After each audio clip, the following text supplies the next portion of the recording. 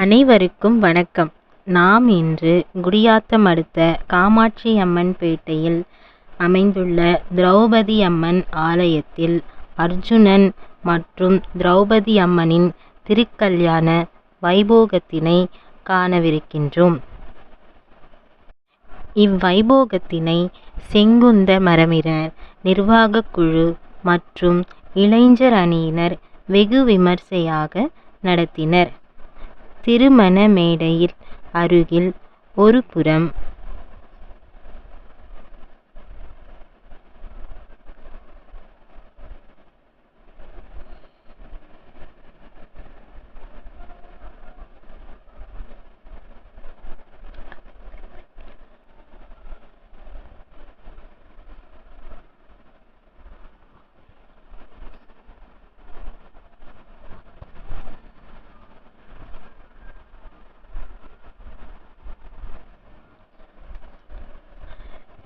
திருமண மேடை அருகில் ஒரு புறம் நகுலன், சகாதேவன், பௌத்தராஜா மற்றும் வேதியர், மறுபுறம்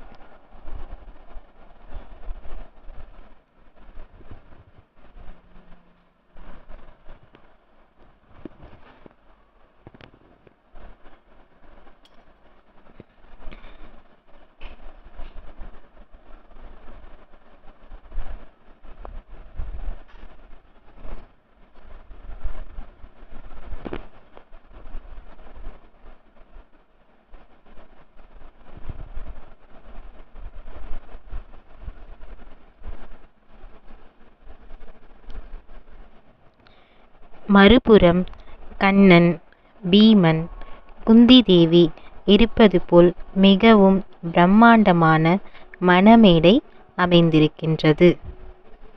அடுத்தபடியாக திரௌபதி அம்மன் காமாட்சி அம்மன் பேட்டையில் உள்ள முக்கிய திருவீதி வழியாக மேளதாளங்களுடன் பெண் அழைப்பு நடைபெற்றது. பெண் அழைப்பில் ஏராளமானோர் சீர்வரிசையினை எடுத்து வந்து விழாவினை சிறப்பித்தனர்.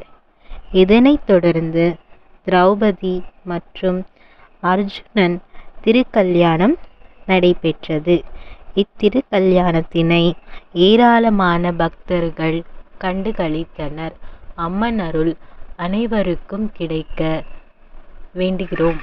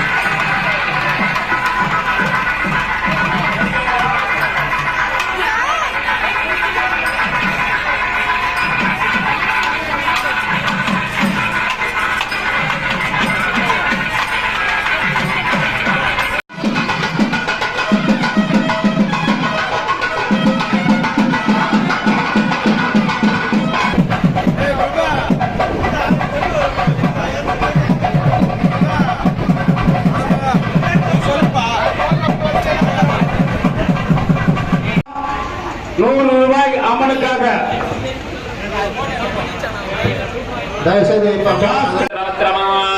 ज्येष्ठराजं ब्रह्मणां ब्रह्मणस्पद आनष्टन्नोदरस्य दशासं ओम श्रीं महागणाधिपतये नमः। गुरुर्ब्रह्मा गुरुर्विष्णु गुरुर्देवो दक्षिणामूर्तये नमः। ओम श्रीं गुरुभ्यो नमः। आचार्याम् आचम्याम् अवोवस्त्रस्याम् आचम्याम् यस्वाय स्वाहा नारायणाय स्वाहा माधवाय स्वाहा गोविन्दाय नमः। पवित्रं दृष्ट्वा अपवित्र पवित्र महासर्वावस्थानतो विवाह स्मरे पुत्रैकाक्षं वाक्या चन्द्रः च्युतिः अक्षरं दृष्ट्वा पवित्रदारणे विनियोगः अपवित्र पवित्र सर्वावस्थानतो विवाह स्मरे पुत्रैकाक्षं वाक्या चन्द्रः च्युतिः पवित्रदारणे विनियोगः शुक्लाम्बरधरं विष्णुं जतिवर्णं चतुर्भुजं प्रसन्नवदनं ध्यायेत् सर्वविघ्नोपशान्तये। ॐ नमः देवी गायत्री छन्दः प्राणायामे विनियोगः। ॐ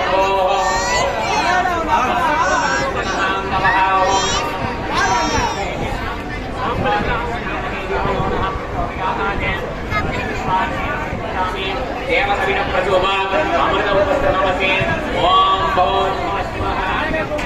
రెండు పూలు వచ్చింది అమో ఓం అమోపాస్య సమస్త దురిత సైద్వారః శ్రీమన్నారాయణ ప్రీత్యర్థం శుభాభ్యాం సుమేధినే శోభనే మోత్రే భాగ్యబ్రహ్మణః ద్వితీయప్రాప్తే పూర్వజాయ నమః ఓం ఈశపుత్రాయ నమః ఓం సర్వసిద్ధిప్రదాయకాయ నమః ఓం గౌరీపుత్రాయ నమః ఓం గణేశాయ నమః ఓం మూషికవాగనాయ నమః ఓం మోదకస్థాయ నమః ఓం శ్యామలకర్ణాయ నమః ఓం వామనరూపాయ నమః ఓం మహేశ్వరపుత్రాయ నమః ఓం సర్వసిద్ధిప్రదాయకాయ నమః ఓం గణేశాయ నమః ఓం అద్భుతమూర్తిమతయే నమః ఓం శ్రీం మహాగణాధిపతయే నమః విఘ్నవినాయక స్వామినే నమః సెల్వగణపతయే నమః నానావిధ పరిమళమంద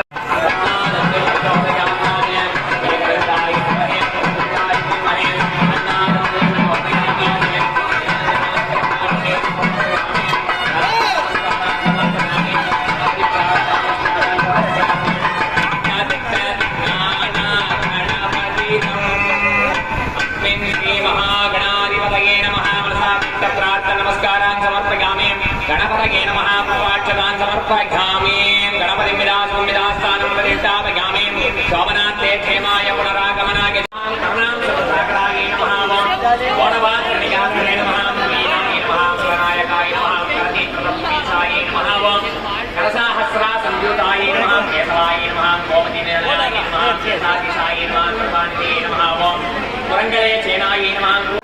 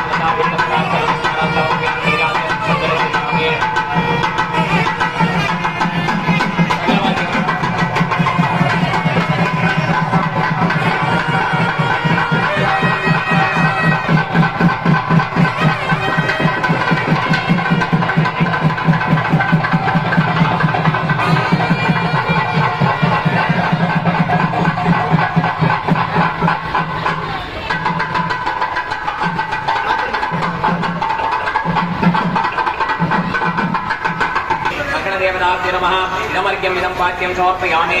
कंकणदेवताभ्यो नमः। पुष्पाक्षतान् समर्पयामि। कंकणदेवताभ्यो नमः। पुष्पमालिकां समर्पयामि। पुष्पैः पूजयामि। ॐ अनन्ताय नमः। ॐ वासुदेवाख्याय नमः। रक्षकाय नमः। विष्णुलोकाय नमः। कार्कोटकाय नमः। महापद्माय नमः। पद्माय नमः। शङ्काय नमः। ॐ शिलभद्राय नमः। नवविभूषिताय नमः। पूर्णं ददाति स्मरव्यवस्थाने देगला ब्रह्मणो वगरदेगदेवः तेजोदाति निराञ्जनं सन्दर्शिकामि। पाठ्यतान् समर्पयामि। देवता प्रार्थना नमस्कारान् समर्पयामि। नागराज देवता प्रसादेन फलसिद्धिरस्तु।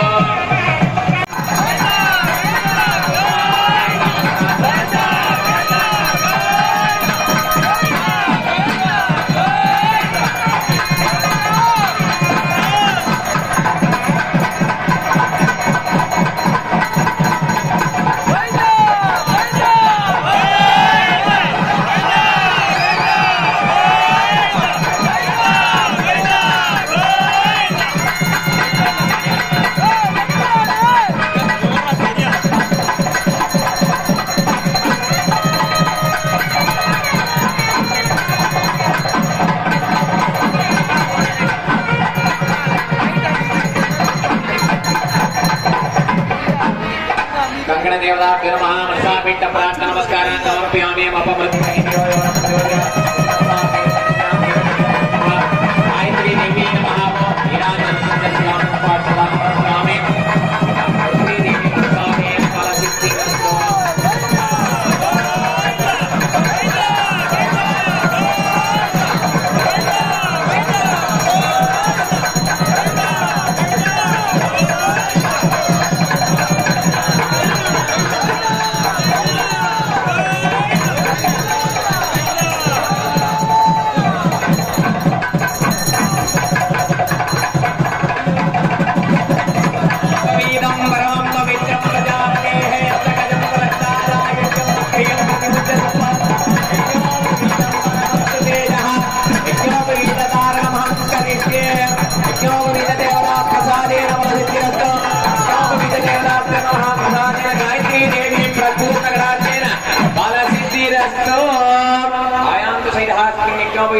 प्रसादेन बलत्तिकर्मणे अस्मिन् वस्त्रदेवताभ्यो नमः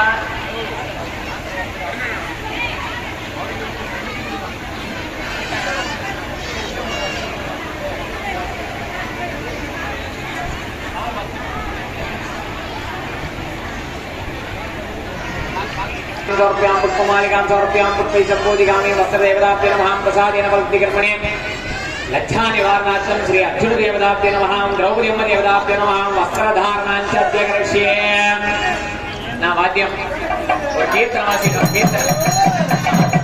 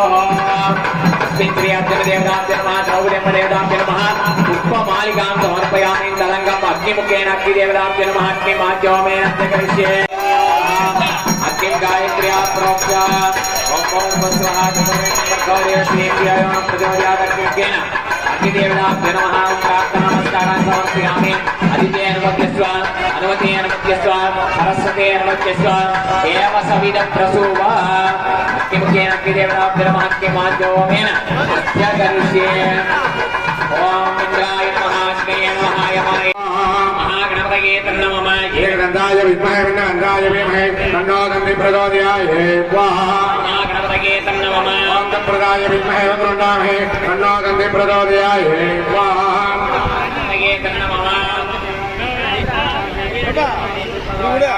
महागणपतये नमः एकदन्ताय विद्महे विघ्नहन्ताय धीमहि तन्नो दन्ति प्रचोदयात् स्वाहा महागणपतये नमः ओम तत्प्रदाय विद्महे वक्रतुण्डामहे तन्नो दन्ति प्रचोदयात् स्वाहा महागणपतये Sarabam Kido Nangasut Panawan Sarsam Sambol Marakutum Soma Ispa Om Gandratadaya Namaha. Yani Kapasambol Miditkan Sampram Kumar Satyastan Mangala Pramya Mangarga Ispa Om Agaratadaya Namaha. Mangalga Syam Rupi Namadhyam Mudam Samyam Samyam Ramedam Sampram Pramya Mudai Ispa Om Budadradaya Namaha. Pranam Surasagaraya Mahe Kona Bhat Bhetagataya Dimahe Tanno Arjuna Prachodayaya Ispa Om Ajnaya Namaha. Om Kamalanirya Pradaya Dimahe Sarvai Vivardhanaya Dimahe Tanno Arjuna Prachodayaya Ispa Om Ajnaya Namaha. Om Shrim Arjunaya Itanna Mama Devda Pratyevda Sigya Shrim Arjuna Devda Namaha Draupadi Amma Devda Prasadena Balasiddhirastoma Mrutya Nakshatraya Namadanti Kamayaho Tarangam Purna Hudin Jatya Karishye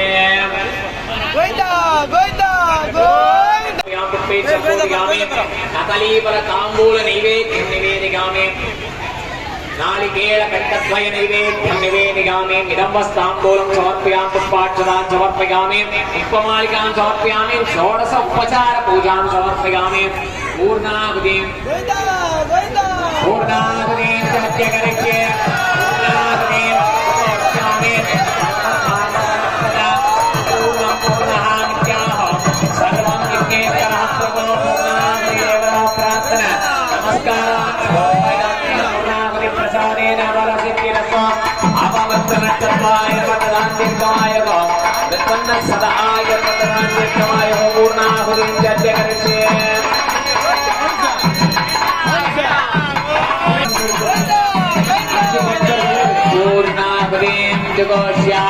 सर्वकामबलप्रदाम् अपूर्णं पूर्णः मिथ्याः सर्वं यज्ञे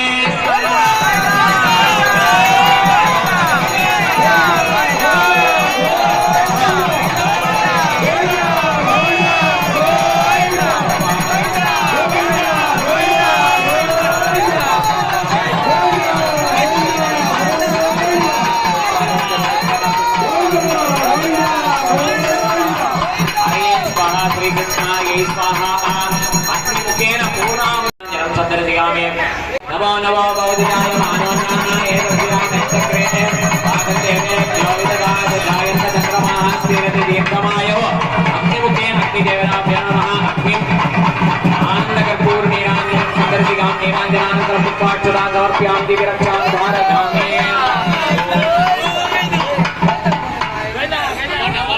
अग्निदेवता प्रसादेन फलसिद्धिरस्तु माङ्गल्यदेवताभ्यो नमः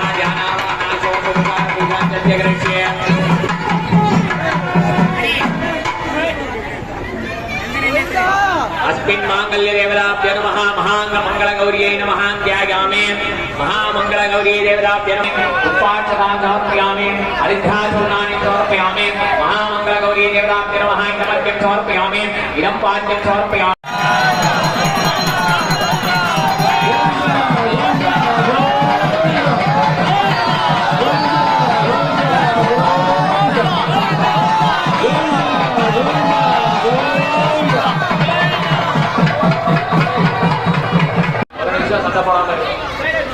பாஞ்சாலி அம்மன் அப்படின்னு சொல்லக்கூடிய திரௌபதி அம்மனுக்கு இப்ப திருக்கல்யாண மகோற்சவமானது நடைபெற்று கொண்டிருக்கிறது.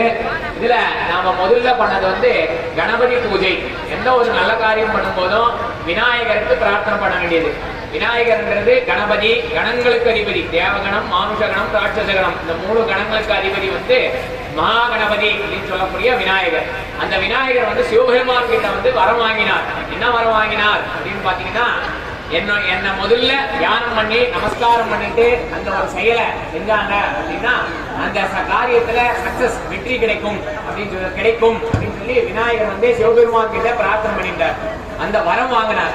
எதுக்காக, எப்படி சிவபெருமான் வரம் கொடுத்தாரு அப்படின்னா, தன்னுடைய தலையை துண்டம் பண்ணதுக்காக சிவபெருமான் மன்னிப்பு கேட்டு விநாயகர் கிட்ட என்ன வரம் வேணும் கேளு அப்படின்னு சொல்லி கேட்டப்போ, எந்த ஒரு வேலையை செய்யும் போதும் என்ன முதல்ல தியானம் பண்ணி பூஜை பண்ணணும், அப்படி பண்ணி அந்த வேலையை செய்யும் போது எல்லாருக்கும் வெற்றி கிடைக்கும் அப்படின்னு சொல்லி அந்த விநாயகர் அப்படி ஒரு வரத்தை வாங்கிட்டார். அந்த விநாயகர் பூஜையை நம்ம இன்னைக்கு முதல்ல பண்ணோம். அதுக்கப்புறம் விநாயகர் பூஜை முடிஞ்சதுக்கு அப்புறம் கலச பூஜை அப்படின்றத பண்ணோம். கலச பூஜை எதுக்காக பண்ணோம்னா, நம்ம எல்லாரும் எங்கெங்கிருந்தோ வந்திருக்கிறோம், செருப்பு போட்டு வந்தோம், காலில் ஏகப்பட்ட அழுக்கு பட்டிருக்கோம். அந்த அழுக்கெல்லாம் அப்படியே ஆலயத்துக்குள்ள வந்திருக்கு.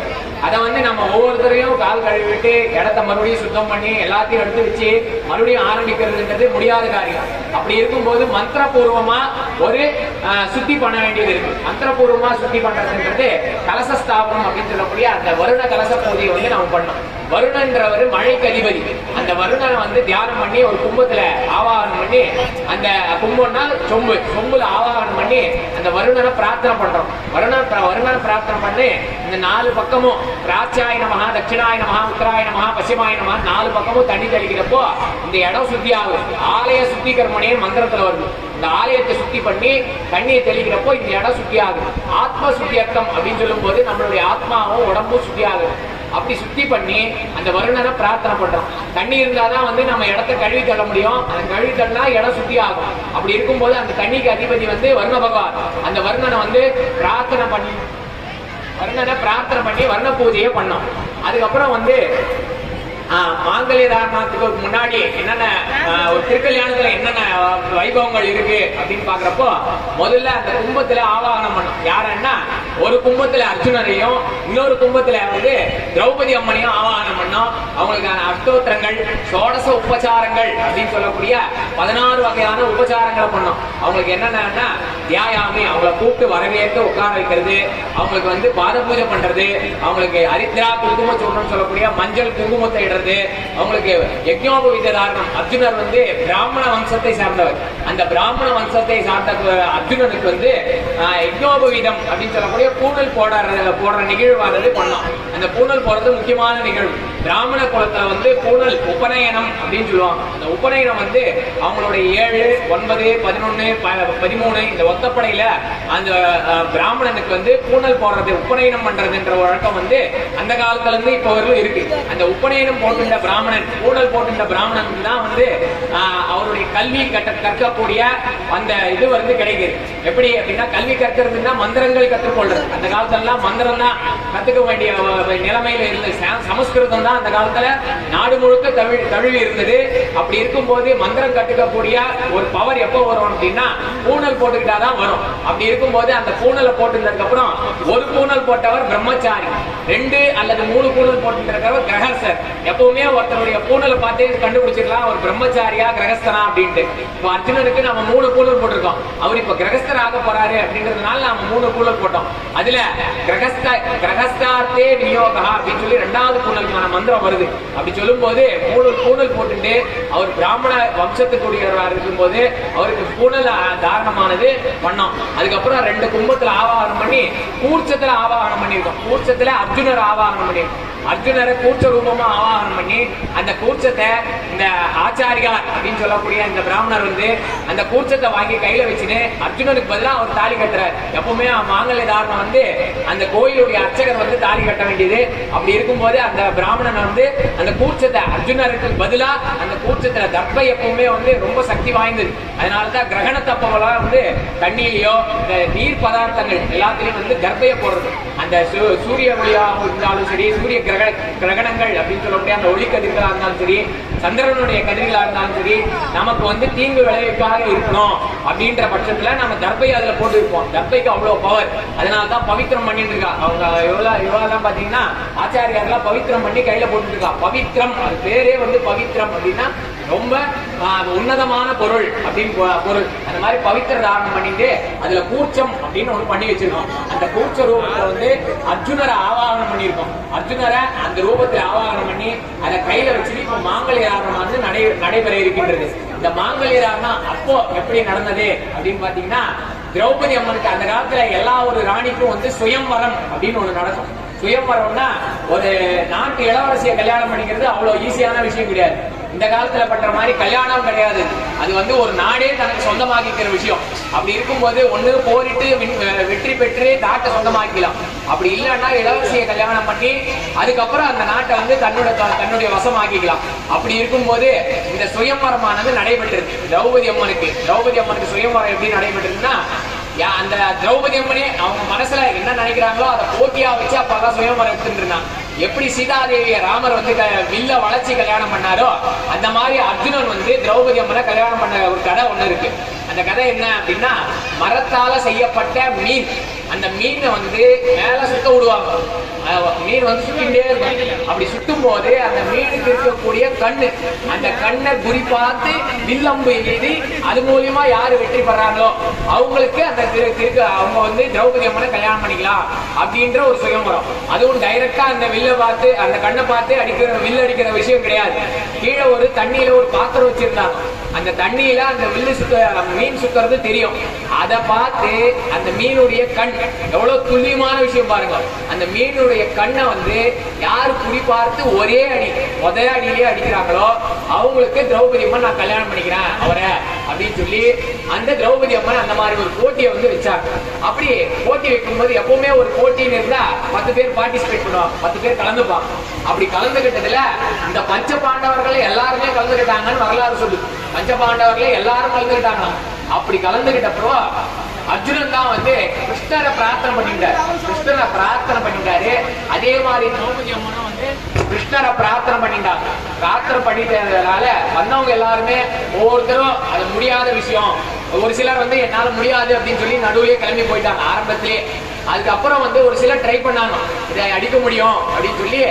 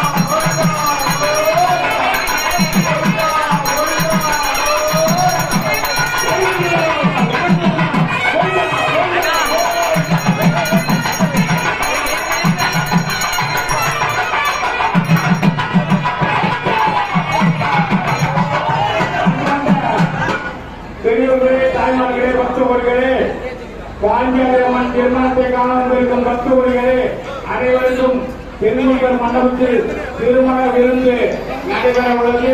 அனைவரும் கலந்து கொண்டு அம்மனர்கள் வருமாறு அன்புடன் கேட்டுக்கொள்கிறோம். அனைவருக்கும் விருந்து பரிமாற உள்ளது. அனைவரும் விருந்து பொறுமையாக இருந்து அந்த விருந்தை சாப்பிட்டு அம்மனர்கள் வருமாறு அன்புடன் கேட்டுக்கொள்கிறோம். அம்மனுக்கு மொழி எழுதுவார்கள். பாரத மேடை அருகே பாரத மேடை பின்புறம் வந்து மொழி எழுதுமாறு கொள்கிறோம்.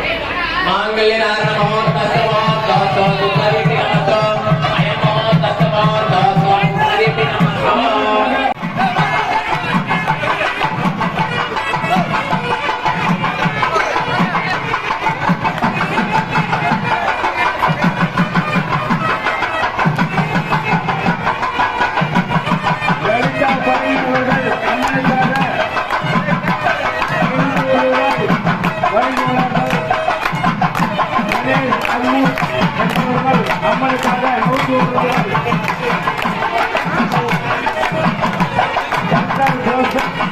101 ரூபாய் அம்மனுக்காக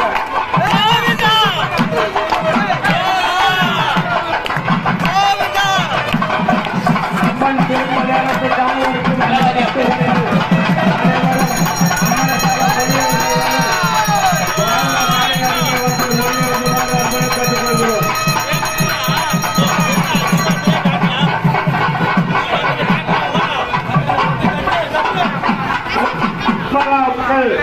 அம்மனுக்காக 102